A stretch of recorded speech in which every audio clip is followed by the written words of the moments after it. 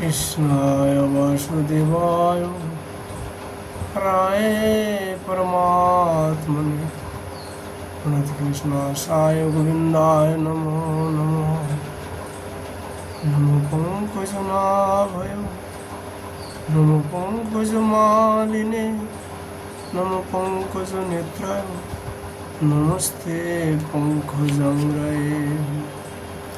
श्रीमद्भागवत महापुराण की जय। श्रीमद्भागवत महापुराण की जय। बद्री विशाल भगवान की जय। नर नारायण भगवान की जय। नारद जी भगवान की जय। श्री कृष्ण द्वैपायन व्यासदेव भगवान की जय। सुखदेव गोस्वामी जी की जय। परीक्षित जी महाराज की जय। सूत जी महाराज की जय। शुनकादि ऋषि की जय। श्रोताबिंद की जय। भक्तबिंद की जय। श्री गुरु महाराज की जय।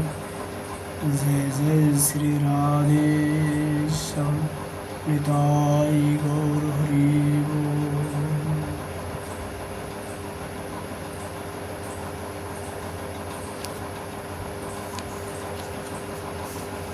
श्रीमद्भागवत महापुराण दशम स्कंद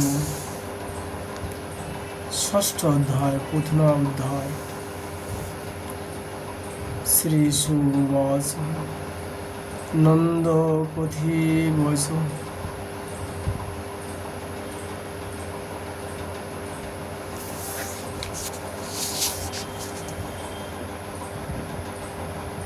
सूरेण मेषति विचिन्तयन् हरिजगमो शरणमित्पातं मम शङ्कितः।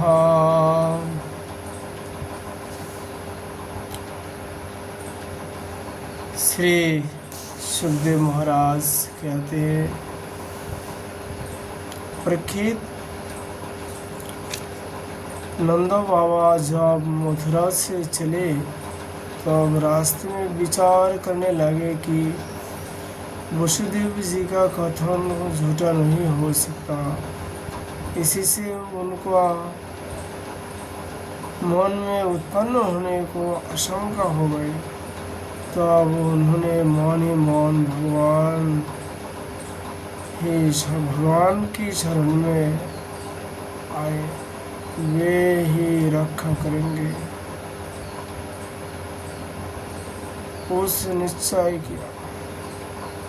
ऐसा निश्चय किया। पुतना नाम की एक बड़ी क्रूर राक्षसी थी। उसका एक ही काम था, बादशाह को मारना। कंस की आज्ञा से वह नगर ग्रामों पहरे की बस्तियों में बच्चों को मारने के लिए घुमा करती थी। जहाँ के लोग अपने प्रतिदिन के कामों में राक्षस के भय के दूर भगाने वाले भक्त वत्सल भगवान के नाम, गुण और लीलाओं का श्रवण कीर्तन और स्मरण नहीं करते, वही वैसा राक्षसियों का बल चलता है। वह पुतना आकाश मार्ग में चल सकती थी और अपनी इच्छा से अनुसार रूप भी बन लेती थी। एक दिन नंद बाबा की गोकुल को पास आकर उसने माया से अपने को एक सुंदरी युवती बना लिया और गोकुल के भीतर घुस गई। उसने बड़ा सुंदर रूप बनाया था। उसकी चोटियों में बेले के फूल गुथी हुई थी, सुंदर वस्त्र पहने हुई थी। जब उसके कर्णफूल हिलते थे तब उनकी चमक से मुख की ओर लटकी हुई पलकें और भी शोभायमान हो जाती थी। उसके नितंब और कुश कलश ऊंचे ऊंचे थे और कोमल पत्ते थे। वह अपनी मधुर मुस्कान और कटकपूर्ण चितवन से ब्रजवासियों का चित्त रहे थे। उस रूपवती रमणियों को हाथ में कमल लेकर आते देख गोपियाँ वैसे उत्प्रेक्षा करने लगी मानो स्वयं लक्ष्मी जी अपने पति का दर्शन करने के लिए आ रही है। पुतना बालकों के लिए ग्रहों के समान थी। वह इधर उधर बालकों को ढूंढती हुई अनायास ही नंद बाबा के घर में घुस गई। वह उसने देखा कि बालक श्री कृष्ण सज्जा पर सोए हुए हैं। परीक्षित, भगवान श्री कृष्ण दुष्टों को काल है, परंतु जैसे आग राख की ढेर में अपने को छिपाए हुए हो, वैसे ही उस समय उन्होंने अपने प्रचंड तेज को छिपा रखा था।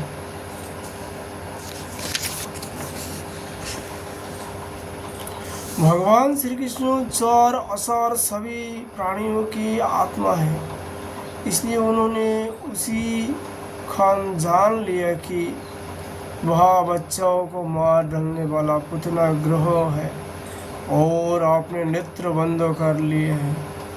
जैसे कोई पुरुष भ्रमवश सोए हुए सांपों की रस्सी समझकर उठा ले, वैसे ही आपने काल रूप भगवान श्री कृष्ण को पुतना ने अपनी गोद में उठा लिया।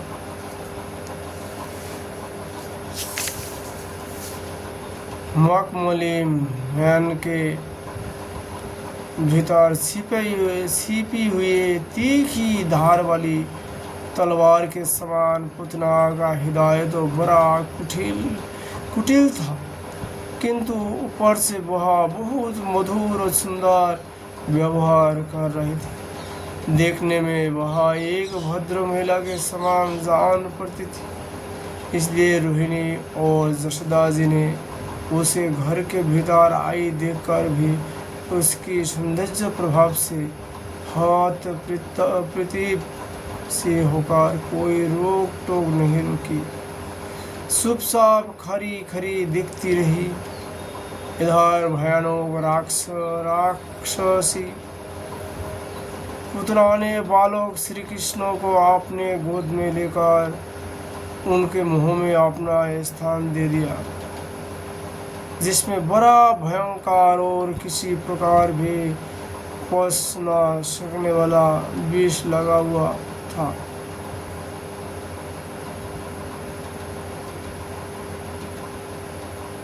भगवान ने क्रोध को अपना साथी बनाया और दोनों हाथ से उसके स्थानों को जोर से दबाकर उसके प्राणों के साथ उसका दूध पीने लगे। वे उसका दूध पीने लगे और उनका साथी क्रोध प्राण पीने लगा।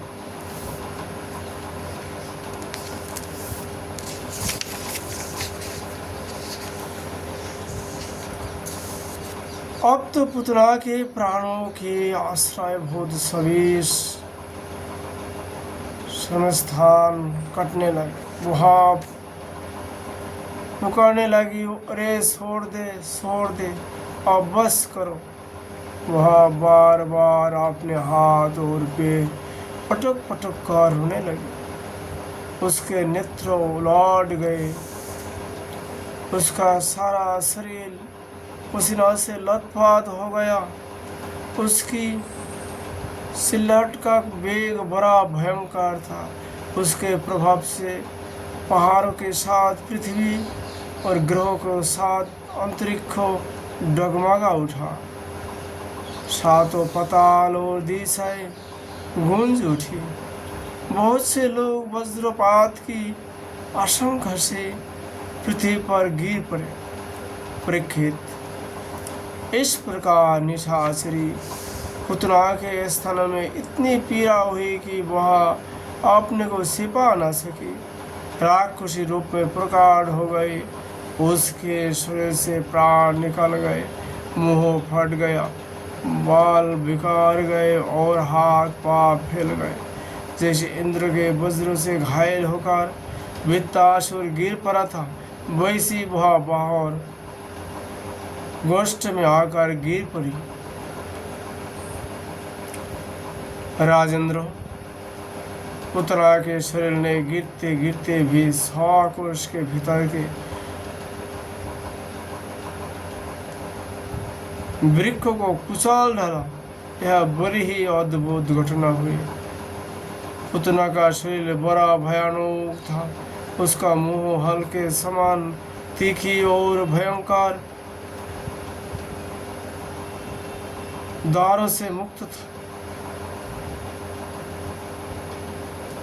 दारों से युक्त था। उसकी नथुने पहाड़ों की गुफाओं के समान गहरे थे और ये स्थान पहाड़ से गिरी हुई चट्टान की तरह बड़े बड़े थे। लाल लाल बाल चारों ओर बिखरे हुए थे, आंखें अंधे कुएं के समान गहरी नितंब नदी की करार की तरह भयंकर, भुजाएं जांघें और पैर नदी के पुल के समान तथा पेट सूखे हुए सरोवर की भांति जान पड़ता था। पुतना के उस शरीर को देखकर सब के सब ग्वाल और गोपी डर गए। उसके भयंकर चिल्लाहट सुनकर उनके हृदय, कान और सिर तो पहले ही फट से रहे थे। जब गोपियों ने देखा कि बालक श्री कृष्ण उसकी छाती पर निर्भय होकर खेल रहे हैं, तब वे बड़ी घबराहट और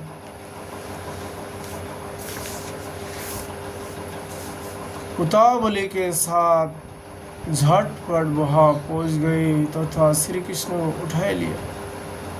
इसके बाद यशोदा और रोहिणियों के साथ गोपियों ने गाय की पूंछ घुमाने आदि उपाय से बालक श्री कृष्ण के अंगों की सब प्रकार से रक्षा की। उन्होंने पहले बालक श्री कृष्ण को गोमूत्र से स्नान कराया, फिर सब अंगों में गोराज लगाए।